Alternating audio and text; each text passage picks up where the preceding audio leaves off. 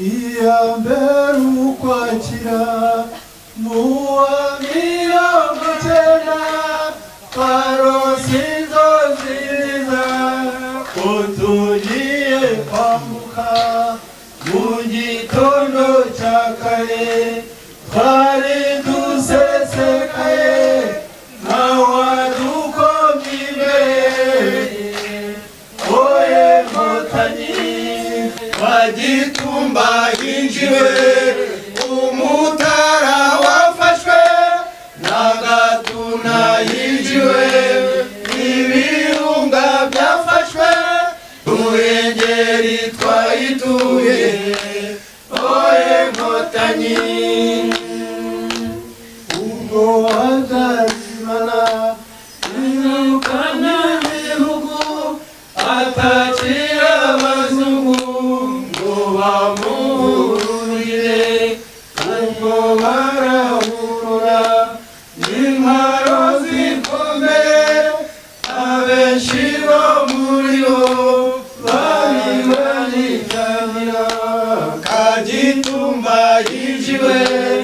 umutara wafashwe na Gatuna yinjiwe ibirunga byafashwe Ruhengeri twayituye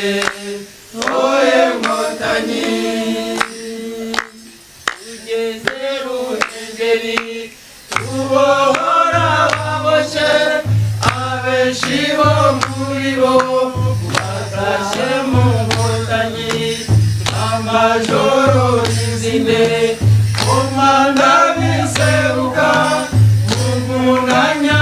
n'abandi oye Nkotanyi Kagitumba hinjiwe umutara wafashwe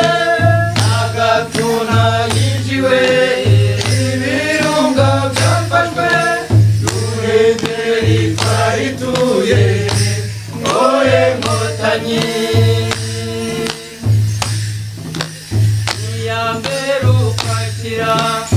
uwa mirongo icyenda utungiye kwambuka umukondo cya kare twari dusesekaye ntawadukomye imbere oye Nkotanyi Kagitumba hinjiwe umutara wafashwe na Gatuna hinjiwe ibirunga byafashwe Ruhengeri twayituye oye Nkotanyi